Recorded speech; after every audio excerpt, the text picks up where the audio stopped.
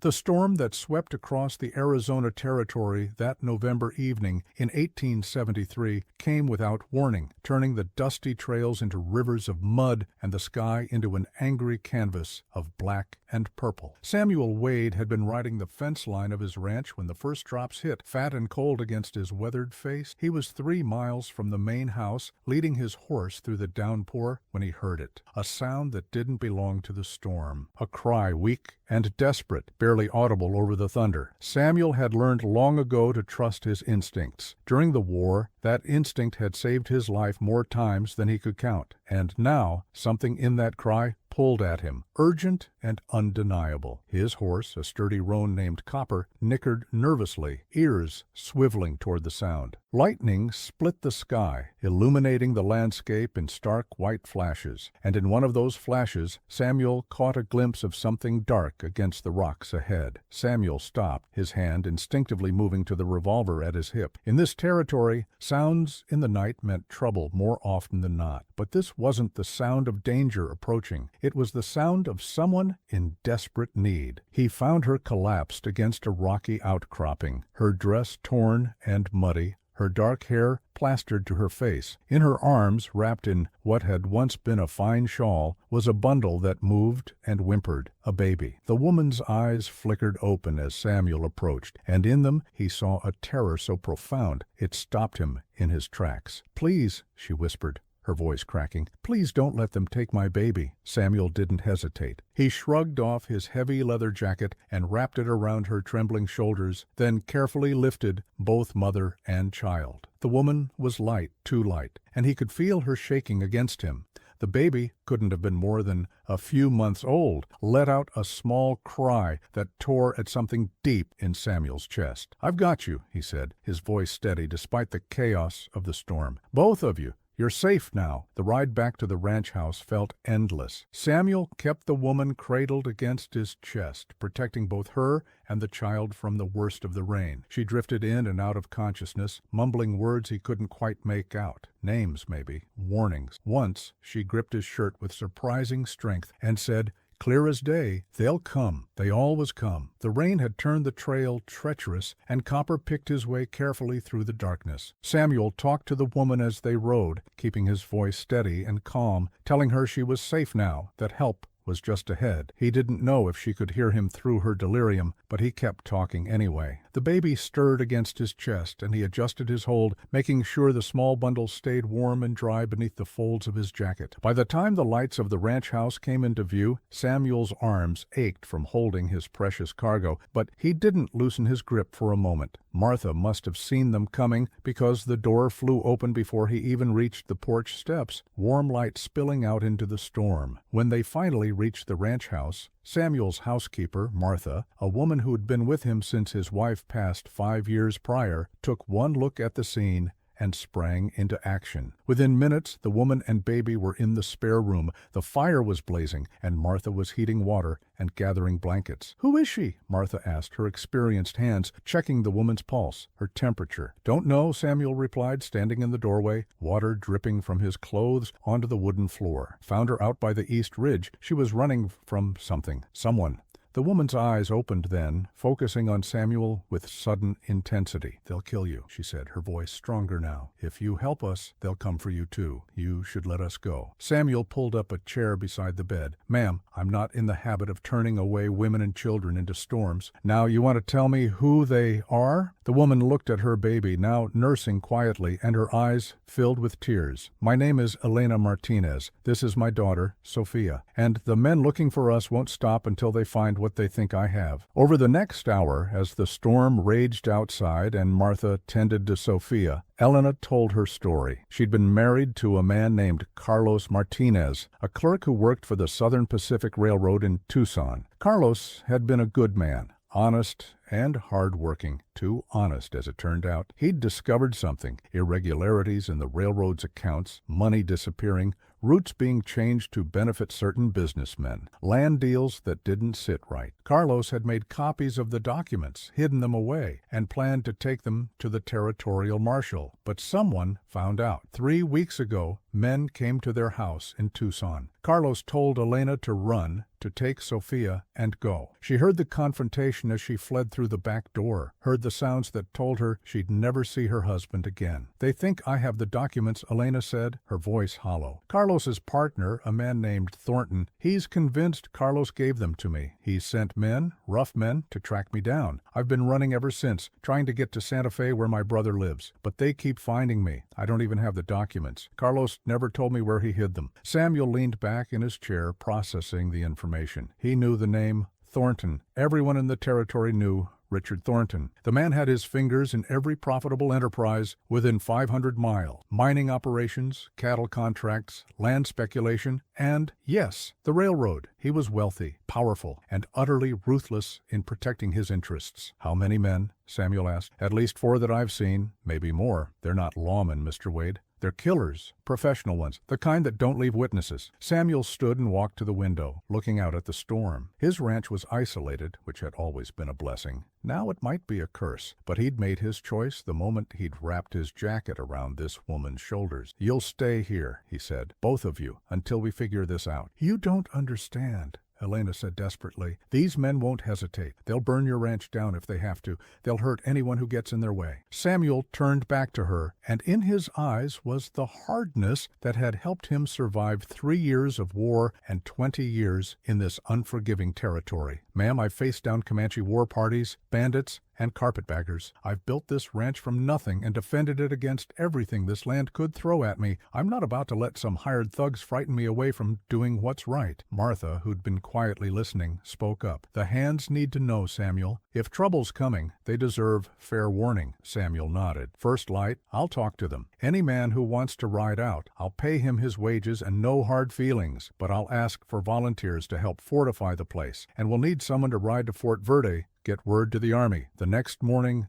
dawned clear and cold, the storm having passed as quickly as it came. Samuel gathered his 6 ranch hands in the barn and laid out the situation plainly. He told them about Elena and Sofia, about the men who might come, about the danger they all faced. "Now," he said, "I won't think less of any man who chooses to ride out. This isn't your fight, but if you stay, I promise you this. We'll defend this ranch like it's the Alamo itself, and every man who stands with me will be remembered as someone who chose right over easy." To Samuel's surprise and quiet pride, not a single man reached for his bedroll. His foreman, a grizzled former cavalry sergeant named Jack Murphy, spoke for all of them. "Boss, we've rode for your brand for years now. You've treated us fair and square, paid us honest wages, and never asked us to do anything you wouldn't do yourself. Way I see it, we're already in this fight. Question is, how do we win it?" For the next 3 days, the ranch transformed into a fortress. They reinforced the main house, placing barrels of water around the perimeter in case of fire. They cleared sight lines, giving them clear shots from the windows. Samuel sent his youngest hand, a 17-year-old boy named Tommy, on his fastest horse to Fort Verde with a message for the commander. Meanwhile, Elena recovered her strength, and little Sofia filled the ranch house with sounds it hadn't heard in years. The baby's cries and gurgles reminded Samuel of happier times, before illness had taken his wife and the son she'd been carrying. During those 3 days, Samuel watched Elena transform from the terrified, half-frozen woman he'd found in the storm into someone stronger, more determined. She insisted on helping where she could, mending clothes for the men,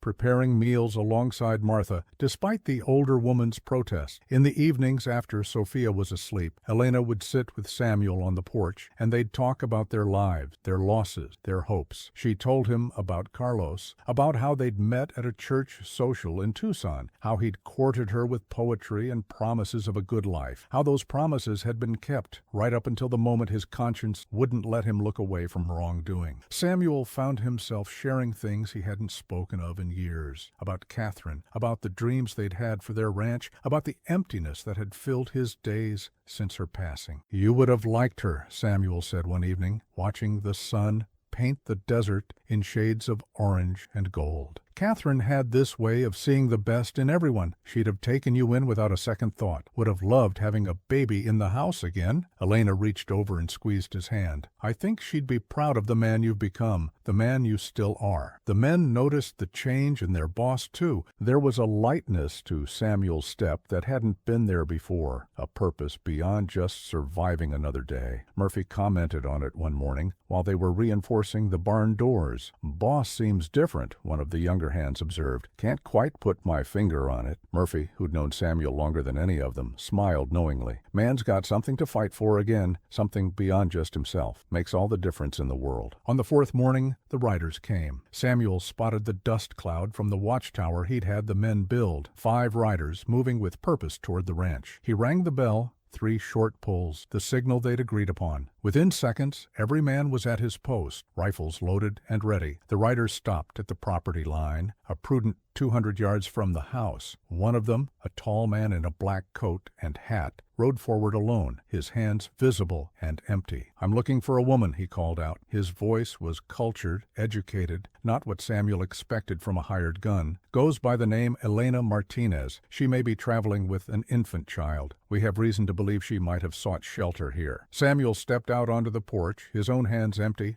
but his revolver prominent on his hip. And who might you be to be looking for her? My name is William Cross. I'm employed by Mr. Richard Thornton of the Southern Pacific Railroad. Mrs. Martinez is wanted in connection with the passing of her husband. There are questions that need answering. Funny, Samuel said, his voice carrying clearly across the distance. Way I heard it, her husband was eliminated by men working for Thornton, men who wanted to cover up some irregularities in the railroad's business. Cross's expression didn't change, but Samuel saw the subtle shift in the man's posture. I can see you've heard one side of a complicated story, Mr. Wade. Yes, I know who you are. I've done my research. War hero, respected rancher, man of principle, which is why I'm hoping we can resolve this without unpleasantness. All Mr. Thornton wants is to speak with Mrs. Martinez. There are documents that belong to the railroad, company property. That's all this is about. And if she says she doesn't have these documents, then she can prove it by allowing us to search her belongings, after which she'll be free to go wherever she pleases. Ellie, Samuel had been in enough negotiations to know when he was being lied to. Cross's words were reasonable, but his eyes were cold and calculating. This man wasn't here to talk. He was here to size up the opposition, to see what kind of resistance he'd face. Here's what's going to happen, Samuel said,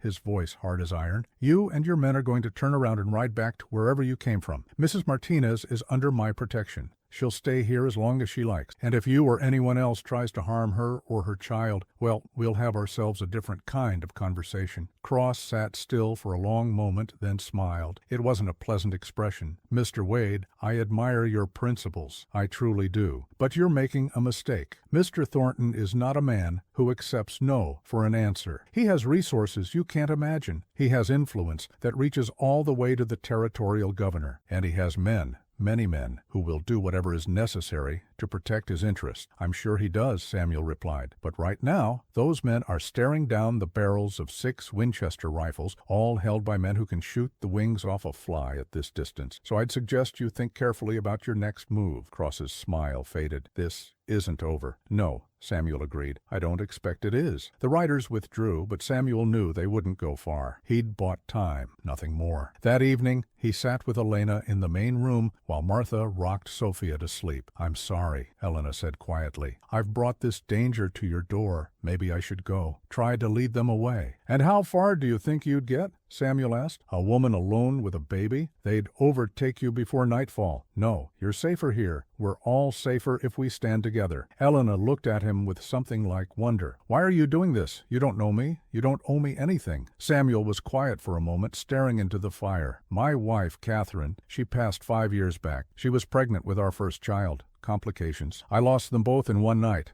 Worst night of my life. Ever since then, I've wondered what kind of man I'd be when the moment came to stand up for something beyond my own interests. I guess now I know. Eleanor reached out and touched his hand. Carlos would have liked you. He believed in doing right, too. That's what got him ended. Maybe, Samuel said. But I'll bet he died proud, knowing he'd tried to make things better. That counts for something. 2 days later, Tommy returned from Fort Verey with news both good and bad. The good news was that Captain Henderson was aware of Thornton's activities and had been looking for evidence to move against him. The bad news was that Henderson couldn't send troops without official orders, and that could take weeks. He'd sent a letter to the territorial marshal, but that would take time too. "We're on our own," Samuel told his men that evening. "But here's what Henderson did give us. He wrote me a letter on official Army stationery stating that he's investigating Thornton and that any violence against witnesses would be treated as obstruction of federal jurisdiction. It's not troops, but it's something. It means Thornton can't just ride roughshod over us without consequences." That night the attack came. They came quietly, professionally. Samuel only spotted them because he'd been expecting it,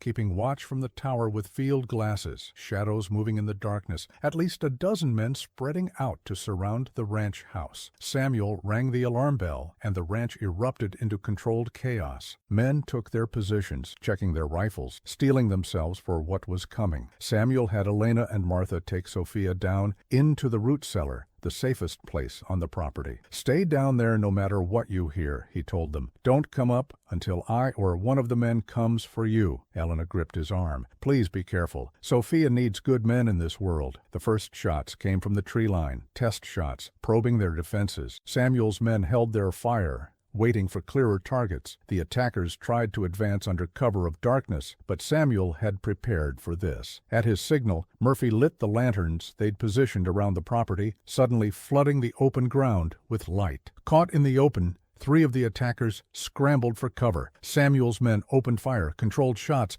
making each bullet count. The attackers returned fire, and for the next 20 minutes, the night was filled with the thunder of gunfire and the shouts of men. Samuel saw one of the attackers fall, then another. The rest retreated to the tree line, regrouping. In the brief lull, Samuel checked his men. Young Tommy had taken a graze to his shoulder, nothing serious, and one of the other hands had a splinter wound from a near miss, but they were all still in the fight. "They thought we'd be easy," Murphy said, reloading his rifle with practiced efficiency. "They're learning different now." The second assault came harder. The attackers had learned their lesson about the lights and shot them out one by one. But Samuel had expected that too. His men knew every inch of this property, could shoot in the dark by memory and sound. The battle raged through the night, attack and counterattack, neither side gaining ground. As dawn broke, Samuel counted 4 bodies in the yard and saw the remaining attackers pulling back to the tree line, clearly regrouping and rethinking their strategy. Then Samuel saw Cross emerge from the trees, holding a white handkerchief tied to a stick. "Wade!" he shouted. "I want to talk." Samuel stepped out onto the porch, rifle in hand. "I'm listening." "You've made your point. You and your men can fight, but this doesn't have to continue. Just give us the woman and we'll leave. You have my word. Your word isn't worth the powder to blow it up," Samuel called back. "And Mrs. Martinez stays under my roof." Cross lowered the flag of truce. "Then you're a dead man, Wade. All of you are. We'll burn you out if we have to." "You're welcome to try," Samuel shouted. "But ask your boys in the yard how that's worked out so far." Cross retreated, and Samuel knew the worst was yet to come. They'd try fire next or wait them out, try to starve them into submission. But Samuel had provisions for weeks, a well inside the compound, and men who'd proven they wouldn't break. What he didn't expect was what happened next. Around noon, they heard riders approaching from the south, a lot of riders. Samuel's heart sank. Reinforcements for Thornton's men would be the end of them. But then he saw the flag, the stars and stripes, carried at the head of a cavalry column. Captain Henderson rode at the head of 20 troopers, their uniforms dusty from hard riding. Behind them came another rider, a man with a marshal's star pinned to his vest. Cross and his remaining men were caught completely off guard. Some tried to run, others threw down their weapons. Within minutes, it was over. Henderson dismounted and approached the porch where Samuel stood, relief washing over him like a wave. "Captain," Samuel said, his voice rough with exhaustion, "you're a sight for sore eyes." "Got worried when Tommy told me about the situation," Henderson replied. "Couldn't send troops officially, but I figured nobody said I couldn't take my men out on patrol, and we just happened to patrol in this direction." The marshal here was very interested in my story about Mr. Thornton's activities. The marshal, a weathered man named Donovan, stepped forward. "Mr. Wade, I need to speak with Mrs. Martinez. I understand she might have information relevant to my investigation into certain railroad irregularities." Samuel nodded and went to fetch Elena from the cellar. When she emerged, holding Sophia close, blinking in the bright sunlight, she looked at the scene in front of her with disbelief. Over the next hour, Elena told Marshal Donovan everything she knew about Carlos's discoveries, about the threats, about the men who'd ended her husband's life. Donovan listened carefully, taking notes, asking questions. "Mrs. Martinez," he said finally, "did your husband ever tell you where he hid these documents he'd copied?" "No," Elena said. "He just told me to run, to save Sofia, and go to my brother in Santa Fe." Donovan nodded thoughtfully, studying her face. "I believe you, ma'am.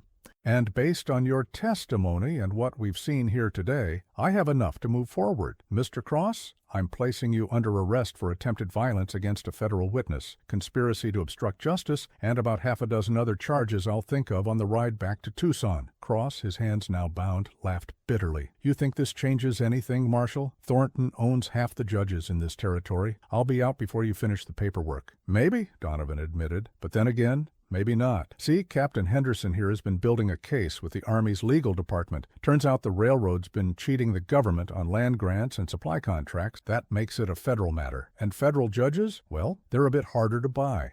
Samuel watched as Cross's confident expression finally cracked, genuine fear showing through for the first time. The hired gun had made the same mistake so many men made. He'd assumed power and money could solve any problem, overcome any opposition. He'd never considered that ordinary people, when pushed far enough, would simply refuse to bend. As the marshal's men loaded Cross and his surviving associates into a wagon, Samuel noticed one of them looking back at the ranch house with an expression that might have been respect, might have been regret. Perhaps even hired guns had consciences, somewhere deep down. Or perhaps the man was simply contemplating how differently things might have gone if they'd faced less determined opposition. As the marshal's men rounded up Cross and the others, Elena turned to Samuel, tears streaming down her face. "You saved us," she said simply. "You and your men. You didn't even know us, and you risked everything." Samuel looked down at baby Sofia, who was staring up at him with wide, curious eyes. He reached out and gently touched her tiny hand, and she gripped his finger with surprising strength. "We all have choices in this life," he said. "Some moments define who we really are. I'm just glad I made the right choice." Captain Henderson arranged for an escort to take Elena and Sofia to Santa Fe, where her brother would be waiting. The territorial governor, under pressure from the Army and Marshal's office, agreed to provide protection for Elena until Thornton could be brought to justice. On the day she left, Elena stood on Samuel's porch one last time, Sofia bundled in her arms. The baby had grown in the 2 weeks since that stormy night, had put on weight and color. "I'll never forget what you did," Elena said. "How do I ever thank you for giving my daughter her life?" Samuel smiled, a rare, genuine expression that softened his weathered features. "You raise her right? You teach her that there are still good people in this world, people who will stand up when standing up matters. That's thanks enough." Elena kissed his cheek, then climbed into the wagon. As they pulled away, Sofia let out a small cry, and Elena soothed her, singing softly in Spanish. Samuel watched until they were out of sight, then turned to find Murphy and the other hands standing nearby. "Well, boys," he said, "I believe we have a ranch to run. Those fences aren't going to mend themselves." The men dispersed, heading to their various tasks, but Murphy lingered. "Boss," he said, "what you did, what we all did, that meant something. Just wanted you to know that." Samuel nodded, unable to find words for a moment. "It did, Jack. It surely did." 3 months later, Samuel received a letter. It was from Elena, now safely settled in Santa Fe with her brother. She wrote about how Sofia was thriving, how she was starting to smile and reach for things. She wrote about how her brother had helped her find work keeping books for a merchant. And she wrote about how they'd finally found Carlos's documents hidden in a false bottom of Sofia's cradle, the one thing Elena had managed to save and bring with her on her flight. The documents had been turned over to federal investigators. Thornton and several of his associates had been arrested. The trial was ongoing, but the evidence was damning. Justice, it seemed, would be served. But there was more to the letter. Elena wrote about the impact their stand had made throughout the territory. Word had spread about the rancher and his men who'd stood against impossible odds to protect a woman and child. Other people who'd been intimidated by Thornton's organization were coming forward now, adding their voices to the chorus demanding accountability. The territorial newspapers had picked up the story, and Samuel's actions had become something of a legend, inspiring others to stand up against corruption and intimidation. "You showed people that it's possible to fight back," Elena wrote, "that ordinary men, with courage and conviction, can stand against those who abuse power. Carlos always believed that, but he never got to see it proven. You proved it, Samuel. You and your brave men proved that doing right still matters, even when it's dangerous, even when it costs you everything. At the end of the letter, Elena had written, "Sofia will grow up knowing that when her mother whispered, 'Please don't let them take my baby,' a good man wrapped her in his jacket and said, 'I've got you.' She'll know that there are people in this world worth believing in. People like you, Samuel Wade. People who choose right over easy every single time. We will never forget you." Samuel folded the letter carefully and placed it in the small box where he kept his most precious possessions. His wife's wedding ring, a photograph of his parents, a medal from the war he'd never worn, and now this, a reminder that sometimes on dark and stormy nights, fate gives us a chance to be more than we were. The weeks following Elena's departure had brought other changes, too. Young Tommy, who'd shown such courage riding through hostile territory to get help, had asked Samuel to teach him more about ranching and leadership. The boy had always been a good worker, but now he had a sense of purpose, a desire to be the kind of man who stood up when it mattered. Murphy had taken to gathering the hands around the fire some evenings, telling the story of the siege, making sure the details weren't forgotten, not to glorify the violence, but to remember what they'd stood for, why they'd risked everything. Each telling reinforced the lesson that sometimes the right thing to do was also the hardest thing to do, and you did it anyway. Even the town had taken notice. When Samuel rode into Prescott for supplies the week after the siege, men who'd barely nodded to him before now stopped to shake his hand. The sheriff bought him a drink and told him the territory needed more men like him. The banker, who'd always been tight with credit, suddenly seemed more willing to extend favorable terms. Samuel didn't want the attention, but he understood its meaning. He'd become a symbol of something people needed to believe in. That evening, as the sun set over the Arizona territory, painting the sky in shades of gold and crimson, Samuel Wade sat on his porch and allowed himself a moment of satisfaction. His ranch was prosperous. His men were loyal. And somewhere in Santa Fe, a baby girl named Sofia was growing up safe and loved because, on one stormy night, a group of ordinary men had chosen to do something extraordinary. The wind picked up, carrying the scent of sage and desert flowers, and Samuel thought about the future. Maybe someday, when Sofia was grown, she'd come back to visit. Maybe she'd want to see the place where her life had been saved, meet the men who'd stood against impossible odds because it was the right thing to do. He imagined her walking through the ranch yard, now peaceful and quiet, trying to picture the battle that had raged here. He imagined introducing her to Tommy, who by then might be running his own spread, to Murphy, still grizzled and wise, still teaching young men what it meant to have principles worth fighting for. Or maybe she'd never come back, and that was fine too. The reward wasn't in recognition or gratitude. The reward was in knowing, deep in his bones, that when the moment came, when a desperate woman whispered, "Please don't let them take my baby," he'd done exactly what needed to be done. He'd wrapped her in his jacket, he'd taken her home, and he'd stood between her and the darkness, no matter the cost. Samuel stood and walked to the edge of the porch, looking out over the land he'd built, the life he'd carved from this unforgiving territory. Catherine would have approved, he thought. She'd have been proud not of the fighting or the violence, but of the choice he'd made to protect the vulnerable, to stand firm when it would have been easier to turn away. In the barn, he could hear the sounds of the evening routine, horses being fed, tack being cleaned, men laughing over some shared joke, normal sounds, peaceful sounds, the sounds of a ranch at the end of another day. But they meant more now. They represented something that had been tested and proven unbreakable. A community of men bound not just by wages and work, but by shared sacrifice and mutual respect. Martha appeared in the doorway, wiping her hands on her apron. "Supper's ready," she said, then paused, studying his face. "You thinking about them? About Elena and the baby?" Samuel nodded. "Just wondering how they're doing, hoping they're happy." "They are," Martha said with certainty. "How could they not be? They're alive because of what you did, because of what all of you did. "That's a powerful gift, Samuel, the gift of a future." In the distance a coyote howled, and another answered, the eternal song of the desert, unchanged by human dramas and conflicts. Samuel had always found comfort in that sound, in the reminder that the land endured, that life continued